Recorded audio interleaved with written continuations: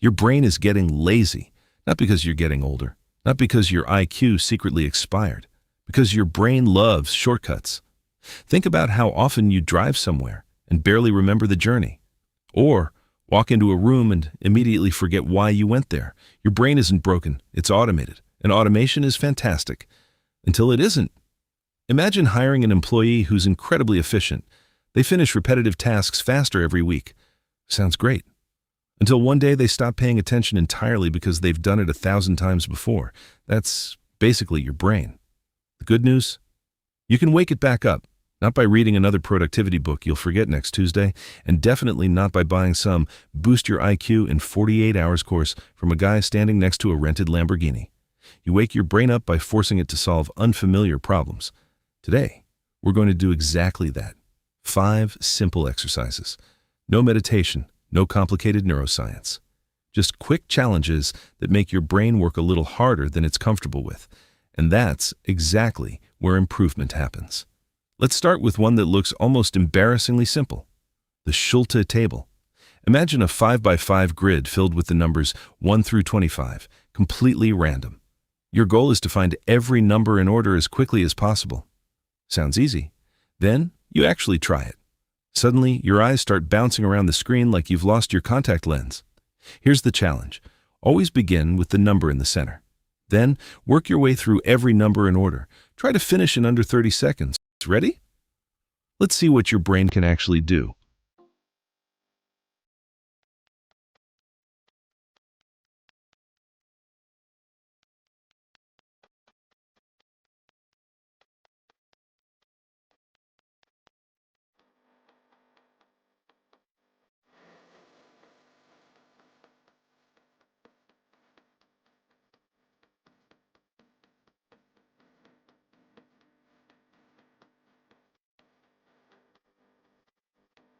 Finished?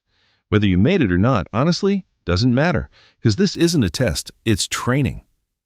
What makes the Schulte Table so effective is that it forces your brain to rapidly filter information while ignoring distractions. Most people think focus means staring harder. It doesn't. Focus is about finding what matters while ignoring everything else. Imagine trying to find your friend at a packed football stadium, thousands of faces, one person. Your brain somehow filters all that chaos. The Schulte Table trains that exact ability. The more you practice, the faster your visual attention becomes. You scan more efficiently. You notice details faster. You waste fewer mental resources looking for what matters. Think of it like upgrading your brain's search engine. Same information, faster results. If you want to try this regularly, just search Schulte Table online or download one of the free apps. 5 minutes a day is more than enough. Now let's move to something that proves your brain isn't nearly as smart as it thinks it is. The Stroop Test. This one is evil. You'll see words like red, blue, green. Simple enough. Except the word blue might be written in red, and your job isn't reading the word. It's saying the color of the ink, not the word itself. Your brain absolutely hates this. Ready? 3, 2, 1, go.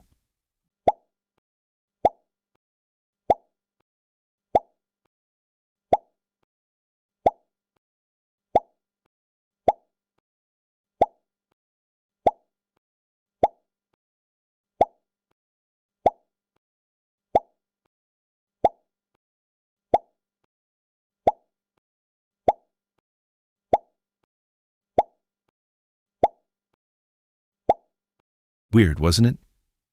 Your mouth wanted to say one thing while your eyes insisted on another. For a split second, your brain basically started arguing with itself. That's called the Stroop effect. Reading has become so automatic that your brain tries to do it before you've even decided to. This exercise forces you to interrupt that automatic response, and that skill turns out to be surprisingly useful outside the exercise. Think about checking your phone, eating junk food, interrupting someone, procrastinating. Your first impulse isn't always your best one. Your brain loves taking shortcuts. The Stroop test teaches it to pause for a fraction of a second before reacting. It sounds insignificant. It isn't. The difference between reacting automatically and responding deliberately is often the difference between good decisions and bad ones. If you want to make it even harder, try timing yourself every day. Or better yet, do it in a second language. Your brain will file an official complaint. Now for exercise number 3, this one sounds ridiculous until you realize how difficult it actually is. Close your eyes. Seriously, pick a simple everyday task. Sign your name, draw a circle, unlock your phone, type your own name without looking. Go ahead. Pause the video if you need to. If you're feeling brave, type your name in the comments with your eyes closed. I'm genuinely curious what kind of ancient language some of you are about to invent. The moment you remove your eyesight, your brain has to compensate. Your sense of touch becomes more important. Your awareness increases. Your spatial memory suddenly starts pulling its weight. It's like taking away the GPS and forcing yourself to actually learn the route. At first you'll feel slower, awkward, slightly incompetent, which is exactly what you want. Because your brain only builds stronger pathways when it's forced to solve a problem in a new way. Comfort creates efficiency. Challenge creates growth. Exercise number 4 is guaranteed to make you feel like you've forgotten how to be a functional adult. Use your non-dominant hand, that's it. Brush your teeth, pour yourself a glass of water, unlock your phone, stir your coffee. Whatever you normally do without thinking, do it with the wrong hand. It feels ridiculous. Suddenly pouring a glass of water becomes a precision engineering project. You start concentrating on movements you've performed thousands of times without a second thought. That's exactly the point. Your dominant hand is running old software. Your non-dominant hand forces your brain to write new code. Every awkward movement requires fresh communication between different parts of your brain. It's like taking your usual route to work and discovering half the roads have disappeared. You can't rely on autopilot anymore. Your brain has to actually navigate. Studies suggest that learning unfamiliar motor skills can improve coordination, cognitive flexibility, and attention because your brain is constantly adapting to something it hasn't mastered yet. And honestly, it's surprisingly entertaining. You suddenly realize how much of your life happens automatically. Now let's finish with the exercise most people have heard of and still use completely wrong: puzzles and brain games. People often think doing one Sudoku every few months somehow keeps their brain in Olympic condition. That's like doing 5 push-ups every Saturday and expecting to wake up looking like a superhero. The magic isn't the puzzle.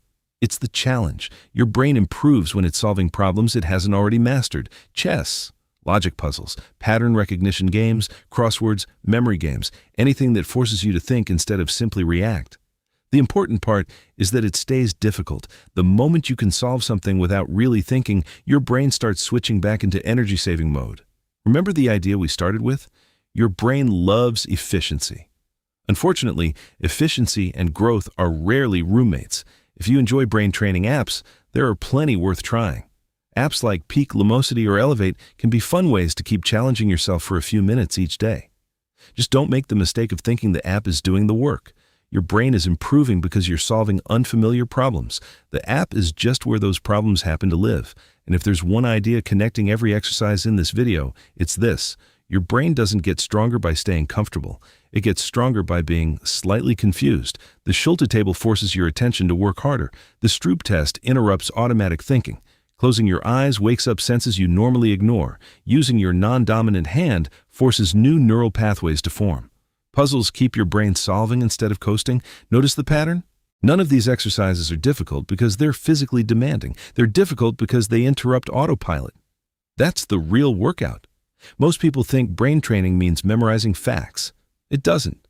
It's teaching your brain to adapt faster, to notice more, to switch gears more easily, to stay engaged instead of drifting through familiar routines. The funny part is that none of these exercises take very long. 5 or 10 minutes a day is enough to give your brain something new to wrestle with. And unlike endlessly scrolling social media, you'll actually remember doing them tomorrow. So here's a challenge. Pick just one exercise, not all 5. 1. Do it every day for the next week. Then come back and tell me which one made your brain complain the most, because that's usually the one it needed the most. Your brain is incredibly good at adapting. You just have to stop giving it the same day over and over again.